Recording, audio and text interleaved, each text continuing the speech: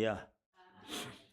오늘 말씀에 보면 이제 사도들이 역동적으로 이렇게 막 사역을 하고 움직이는 그런 모습을 볼 수가 있습니다.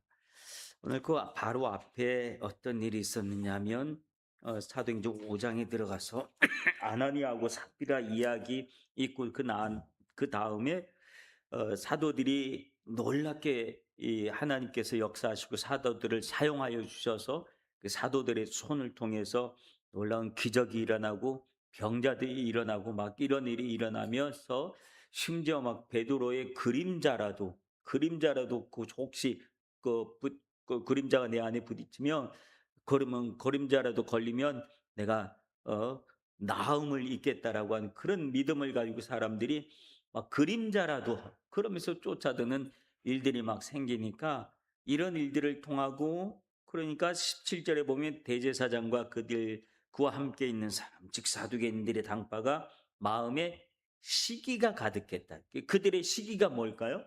이들의 시기가 사도들이 활동하는 것, 사역하면서 하나님의 역사가 일어나고 그리고 수많은 사람들이 사도들을 막 따라오는 그 모습을 보면서 저 사람들이 우리한테 와야 될 사람들인데 사도들한테 몰려가고 그러니까 시기가 가득했다.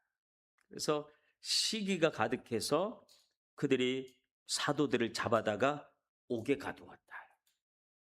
그 시기가 무서운 거예요. 시기를 다른 말로 하면 뭘까요? 질투.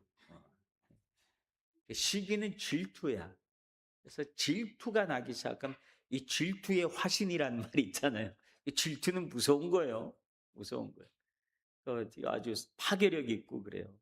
이 시기심이 파괴력이 있었어. 그래서 사도들을 붙잡아다가 옥에 가둬버리고 말았다. 근데도 사도들이 옥에 갇혔지만 오늘 본문을 쭉 읽으면서 우리가 느끼는 것은 사도들이 어떻게 이렇게 담대해질 수 있었을까?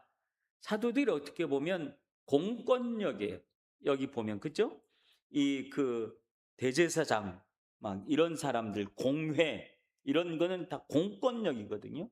공권력은 뭐예요? 뭐가를 공권력이라 그래? 경찰 막 행정 법 이런 거 공권력이라 그랬잖아요. 그럼 공권력 앞에 사도들이 서 있었는데 그 공권력에 막 우리가 경찰이 딱 집에 누가 찾아오면 괜히 잘못한 거 없어도 마음이 쫄리고 그러잖아요. 운전하고 가다가도 경찰이 있으면 옆에서 여보 저기 경찰이 있어. 제 경찰이 있어. 그러면 내가 잘못한 거 하나도 없는데도 왠지 찝찝해. 그죠? 왠지 찝찝한 게 그게 공권력이 앞에 있으면 운전하면서도 마음이 쫄리는 게 공권력의 힘이에요. 근데 그런 공권력 앞에 사도들이 이게 움츠러들지 않았다. 오히려 그 공권력 앞에 사도들이 더 당당했다. 그 공권력이 심지어 그들을 아무런 잘못이 없음에도 불구하고 그들을 잡아서 옥에 가둘 만큼의 공권력이 있었지만 그 공권력 앞에서도 사도들은 주눅들지 않아요. 뭐가 사도들을 이렇게 담대하게 만들었을까라고 하는 그런 내용이에요. 뭐가 그들을 그렇게 담대하게 만들었을까요? 첫 번째 보면 부르심이라고 하는 거예요. 하나님이 나를 불렀다. 하나님이 나를 지명하여 불렀나니 너는 내 것이라. 라고 하는 이 부르심이 마음속에 확신이 있으면 우리가 담대함이 있어요. 누구로부터의 부르심? 하나님으로부터의 부르심이라고 하는 확신이 있으면 담대함이 서게 돼 있다. 오늘 하나님께서 그들을 옥에 가두었지만 19절에 보면 주의 사자가 밤에 옥문을 열고 이끌어내어 이르되 가서 성전에 서서 이 생명의 말씀을 다 백성들에게 말하라. 하나님이 천사를 통해서 사도들을 부르셨다.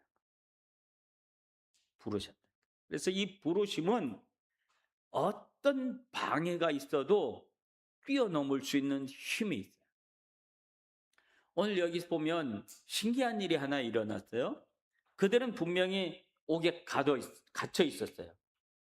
옥문도 든든하게 잠겨 있었어요. 그리고 옥문을 지키는 사람들도, 병사들도 그 문을 다 지키고 있었어요. 근데 그들을 철저하게 가둬놨지만 저 주의 주의 사자가, 즉 천사들이 그들을 그 모든 그들을 가지고 있는 모든 환경들을 다 뛰어넘어서 제자들을, 사도들을 바깥으로 데리고 나가요. 사도들이 바깥으로 그 주의 사자가, 천사들이 사도들을 바깥으로 데리고 나가는데 저항받은 것이 하나가 또 없었다. 그리고 아무도 몰랐다고 하는 거예요. 부르심이라고 하는 것, 하나님이 나를 불렀다고 하는 것, 하나님이 나를 쓰신다라고 하는 것은 어떤 방해물도 뛰어넘을 수 있는 힘이 있다. 어떤 방해. 그러니까 우리가 마음이 약해진 것은 뭐냐면 부르심에 대한, 이 하나님이 나를 불렀다라고 하는 것, 그리고 또 하나님이 내가 누구냐라고 하는 그 부분에 있어서 약해지면 우리는 온갖 방해물에 다 걸릴 수밖에 없어요. 부르심이 약하면 나가라 그랬는데, 아이고 여기 철문이 다 적혀 있는데 여기를 어떻게 나가요? 나가라 그랬는데, 아이고 그 철문이 닫힌 것뿐만 아니라 병사들이 짓고 있는데 저길 우리가 무슨 재주로 저걸 뛰어넘어서 가요? 부르심이 약하면 핑곗거리가 많이 생기게 돼요. 핑곗거리는 뭐냐면 안 하겠다고 하는 핑곗거리죠. 안 하겠다고. 근데 부르심이 분명하면, 소명이라 그러잖아요, 다른 말로. 소명 의식이 분명하면 어떤 방해물이 있고 장애물이 있어도 하겠습니다. 그러면 그걸 뛰어넘을 수 있는 힘이 생겨요. 뛰어넘을 수 있는 힘. 근데 이 부분이 약하면 늘 조금만 방해물이 있어도, 아유 저것 때문에 나 못해. 저거 눈앞에 있는데 저걸 가지고 어떻게 해. 나 저거 못 넘어가. 저거 없어지면, 하나님이 저거 치워주면 그러면 갈게요. 이런 신앙이 돼요. 이건 아주 약한 거잖아요. 조금만 어려움이 있어도 그걸 극복 못하는 그런 일들이 우리에게 생겨난다. 사도들에게 있어서 이 부르심이라고 하는 거, 이게 굉장한 힘을 가져다 줘요. 하나님은 천사들을 통해서 사도들을 바깥으로 이 신기한 방법으로 데리고 나갔어요. 하나님이 하시는 일은 신기한 역사가 일어나요. 부르심에 대한 소명이 있으면 신기한 역사가 일어나요. 어떻게 이런 일이 일어나지? 예수님도 부활하시고 난 다음에 제자들에게, 그 문을 꼭 걸어 잠그고 있었던 제자들에게 예수님이 갑자기 문도 안 여는데 갑자기 그 안에 쑥 나타나셨잖아요.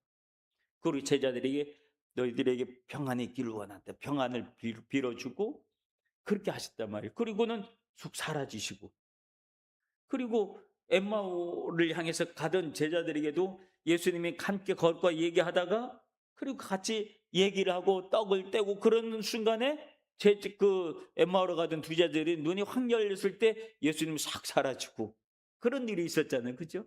그런 것처럼 이 하나님의 역사하심에는 신기한 일이 있어서 갑자기 그 사도들을 데리고 바깥으로 쑥 데려나가기도 하는 신기한 역사가 일어난, 어떻게 이런 일이 생길지라고 하는 거예요. 오늘 우리가 신앙생활 하다 보면, 야, 어떻게 이런 일이 생겼지? 상상할 수 없는 일들이 일어나기도 해요. 오늘 그런 일들이 일어나면 내가 누구인지에 대한 이 소명의식이 더 분명하고 확실해지는 줄로 믿습니다. 그런 분명한 의식이 있으면 그들이 바깥에 나가서, 사도들이 뭐하고 있었어요? 주님의 말씀대로 길거리에서 새벽부터 막 사람들이, 백성들이, 지나간 사람들을 모아놓고 또 예수 그리스도에 대해서, 예수는 그리스도시다, 그리고 막 가리키기 시작하고 그랬다는 거예요. 그들이 다시 가리킬 때 두려움이 있을 수 있잖아요. 아이, 내가 이러다가 또 잡혀가면 어떡하지? 라고 하는 두려움도 있을 거 아니에요. 그렇죠? 근데 그들에게 있어서는 내가 또 잡혀가면 어떡하지라고 하는 두려움이 없어졌어요. 왜? 하나님이 우리와 함께 하시는데, 그런 확신이 있으니까 어떤 일들이 일어나는가 하면, 그 다음에 바깥에서 뭐야 어 성전 맡은 자들이 와서 보니까 막 큰일 났어요. 다 문은 다 닫혔는데 안에 사람은 없고, 그런데 바깥에서 누가 와서 보니까 이미 저 사도들이 바깥에서 길거리에서 이미 사람들한테 모아놓고 또 예수를 가리키고 있다라고 하니까, 그러니까 또 잡아와라, 그리고 공권력을 또 발동을 해서 제자들을 또 불러 잡아왔어요. 그러고 난 다음에 물어본 소리가 28절에 보면, 우리가 이 이름으로 사람에게 가르치지 말라고 언급했는데 왜 또 그랬냐? 예수 이름으로 말하지 말라고, 가르치지 말라고 분명하게 얘기했지 왜 또 그러고 있어? 라고 했더니 제자들이 뭐라고 얘기했어요? 보면은 29절에 보면 베드로와 사도들이 대답하여 이르되 사람보다 하나님께 순종하는 것이 마땅하다. 사람보다 하나님께 순종하는 것이 마땅하다. 즉 사도들이 담대할 수 있었던 이유는 사람에 대한 두려움이 없어졌다는 거예요. 대신에 누구에 대한 두려움이 생겼을까요? 하나님에 대한 두려움이 있었다. 사람을 두려워하는 것이 아니라 하나님을 두려워하는 사람은 사람 앞에서 담대해. 근데 우리는 거꾸로 하는 경우가 많아요. 사람은 겁이 나. 힘이 보이니까, 공권력이 보이면 그 앞에 괜히 쫄고 그렇잖아요. 사람 앞에 두려워하고 하나님 앞에서 아무렇지도 않게 행하는 사람들도 있어요. 근데 사도들은 지금 하나님 앞에 대한, 하나님의 말씀에 대한 두려움을 가지고 주님이 말씀하셨기 때문에 나는 주님의 말씀대로 실천하겠다. 내가 너희 말하고 하나님 말씀하고 어느 그 말을 듣는 게 마땅하다고 너희들이 생각하냐? 하면서 오히려 그 제사장들에게 담대하게 이야기하는 그런 모습을 볼 수가 있어요. 우리는 이 땅에 살아가면서 하나님의 말씀, 하나님의 뜻, 하나님의 그 소명, 여기에 대한 두려움을 가질 수 있어야 돼요. 하나님 앞에서의 두려움, 영적인 두려움이 있어야 돼.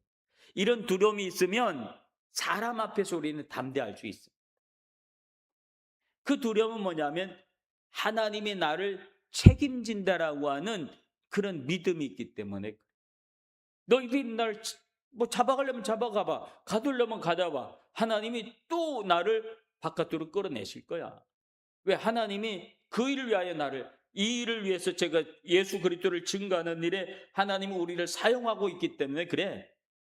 우리는 이 소명을 위해서 우리는 부름을 받은 사람들이야 라고 하는 마음이 사도들을 담대하게 만들었다.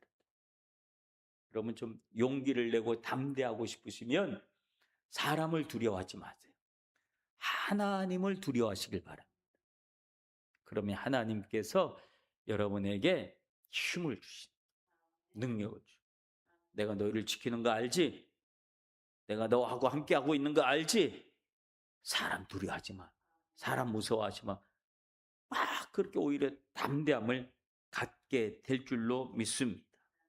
담대함은 용기가 많아서가 아니라 두려움의 대상이 바뀌면, 그러면 담대함을 가질 수 있어요.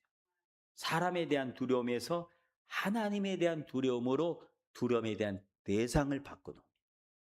우리는 하나님 앞에 서 있는, 나는 하나님 앞에 서 있다라고 하는 이런 이 하나님 앞에서 두려운 마음을 가질 수 있어야 돼요. 두려운 마음은 우리를 겁주려고 하는 게, 하나님이 겁주려고 우리에게 두려운 마음을 가지려고 하는 게 아니죠. 하나님이 나를 분명하게 확실하게 지키고 있다고 하는 확신을 갖게 하기 위해서 그렇다라고 하는. 그 다음에 사도들이 또 이렇게 담대함을 가질 수 있었던 것은 뭐냐면, 이런 일들이 일어날 때 이 지혜로운 사람이, 34절에 보면 지혜로운 사람의 한 사람 등장을 해요. 바리새인 중에 가마리엘이라고 하는 사람이 등장을 해서 이 대제사장하고 이들에게 사도들을 좀 나가라 그러고 하는 말이 뭐라고 얘기하냐면 34절에 보면 바리새인 가마리엘은 율법 교사로 모든 백성에게 존경받는 자라 공회 중에서 일어나 명하여 사도들을 잠깐 밖으로 나가게 하고 말하되 이스라엘 사람들아 너희가 이 사람에 대하여 어떻게 하려는지 조심해라 하고 지혜로운 이야기를 조언을 해줍니다. 그러면서 하는 얘기가 전에 드다라고 하는 사람이 일어났다가 막 사람을 선동하고 사람을 이끌고 그러다가 한 400명 정도 막 따르고 그랬더니 그러다가 죽고 났더니 따르던 사람들이 다 흩어져 버리고 말았다. 어? 그 다음에 또 호적할 때 갈릴리 그 어, 37절에도 그 후 호적할 때 갈릴리의 유다가 일어나서 백성을 꾀하여 따르게 하다가 그도 망한즉 따르는 사람들이 다 흩어졌다. 그러니까 사람으로 인해서 일어난 것, 즉 이단들은 그 사람이 죽으면 이단들이 다 흩어져 버리고 만다라고 하는 그런 일들이 두 번씩이나 있으면서 그러니 이 사람들이 사도들이 만약에 지금 이러고 있고 많은 사람들이 따르고 있는데 현상이 그때랑 똑같다고 생각한다면 만약에 사도들이 하나님의 뜻에 의한 것이 아니고 사람들의 뜻이었다면 사도들이 없어지면 이 사람들 다 너희들 애쓰지 않아도 다 흩어질 거다. 근데 만약에 사도들이 진짜 하나님이 사도들을 사용하고 있었으면 너희들을 어떡할래? 그러면 너희들이 사도들을 대적하는 게 아니라 하나님을 대적하는 게 될 거야. 너 이거 안 무섭냐? 조심해라. 우리 사도들을 건드리지 말아라. 이 가마리엘이 이제 이렇게 백성들에게 제사장들에게 이야기를 해요. 그러니까 사람들이 듣고 보니까 그 말이 맞거든요. 더군다나 가마리엘은 어떤 사람이냐 하면 사람들에게 존경을 받는 율법 교사였다. 존경받는 사람이 존경받는 어른이죠, 어른. 이 즉시 그 어른이 얘기하니까 사람들이 그 말씀이 맞습니다. 그리고 사도들을 모아놓고 또 얘기하지 말아라. 그리고 이제 또 놓아주는데 중요한 건 뭐냐면 41절이에요. 41절에 보면 사도들이 그들이 그 이름으로 능력을 받는 일에 합당한 자로 여기심을 기뻐하면서 공회를 떠났다. 지금 뭐라고 얘기하냐면 예수 이름으로 능력을 받았다. 고난을 받았다.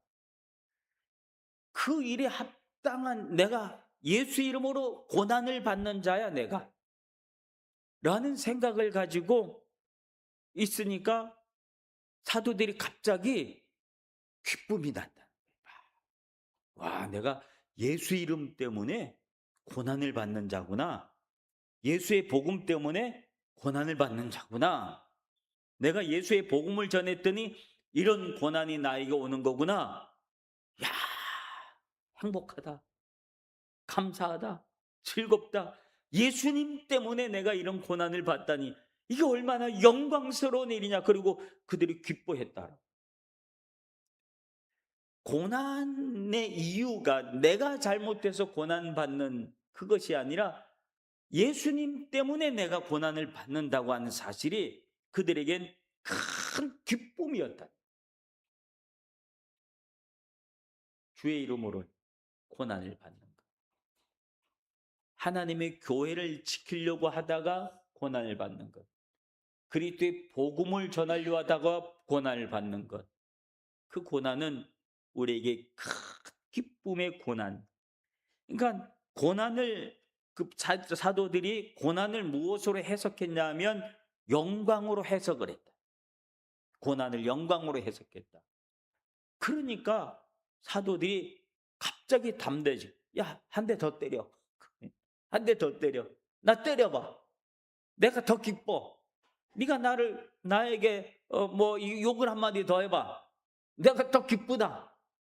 왜냐하면 예수 때문에 내가 받는 거니까 더 기쁘다. 그러니까 고난을 영광으로 받아들이면 우리가 마음이 담대해진다라고 하는 사실. 고난을 고난으로 받으면 아유 힘들어 죽겠네. 그렇게 받으면 그건 우리가 담대해지지 않아요. 그 고난 앞에서 괜히 우리가 이 쭈그러들고 더 막 이게 축축대고 막 그래. 근데 고난을 영광으로 해석을 하면 오늘 우리 앞에 놓여져 있는 그 고난은 고난이 아니야.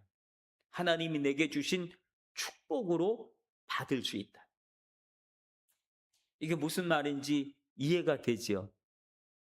우리가 사도들이 고난을 당하다 복음을 전하다 순교를 할 때 그 순교의 현장이 영광의 현장이라는 거예요. 내가 예수님의 복음을 전하다가 이런 고난을 당할 수 있고 이런 어려움을 당할 수 있고 세상에 이처럼 영광스러운 일이 어디 있는가? 그런 마음으로 받아들이면 마음이 담대해지는. 그 고난에 대한 해석을 잘 하시길 바랍니다. 여러분, 예수 그리스도의 복음을 고난을 그렇게 받아들이면 여러분에게 담대한 마음이 생기고 마음에 갑자기 힘이 생기고 누가 나에게 욕을 해도 그 욕이 기분이 안 나빠. 욕을 먹었는데 기분이 안 나빠. 사람들이 나를 화를 막 냈는데 나한테 화내는 것이 왠지 자존심도 안 상하고 괜찮아. 오히려 웃음이 나고 행복해지고 그래요. 이건 이 복음을 아는 사람들만이 가질 수 있는 예수 그리스도를 소유한 사람만이 가질 수 있는 그 기쁨이고 영광이 되는 줄로 믿습니다. 오늘 사도들이 가지고 있었던 이 영적인 담대함, 이 담대함은 사도들에게 무슨 특별한 능력이 있어서 그런 거 아니에요. 사도들은 분명히 했어요. 뭐냐면 하나님에 대한 부르심이 소명의식이 분명히 있기 때문에 담대함을 얻을 수 있었고 사람보다 하나님을 더 두려웠기 때문에 사람이 무섭지 않았어요. 그래서 그들은 사람들 앞에서 공권력 앞에서 오히려 더 담대할 수 있었고 고난으로 받아들이지 아니하고 하나님의 영광으로 해석하고 받아들였더니 그들이 기쁨이 되어지고 고난당함이 내게 유익이다라고 하는 사도 바울의 그 고백처럼 사도들도 그런 고백을 하게 된 줄로 믿습니다. 그러므로 우리에게 필요한 것은 무엇이냐면 믿음에 대한 기준인 거예요. 예수 그리스도에 대한 믿음에 대한 분명한 확신을 가지고 있으면 우리들의 삶 속에 놀라운 변화들이 일어나게 될 줄로 믿습니다.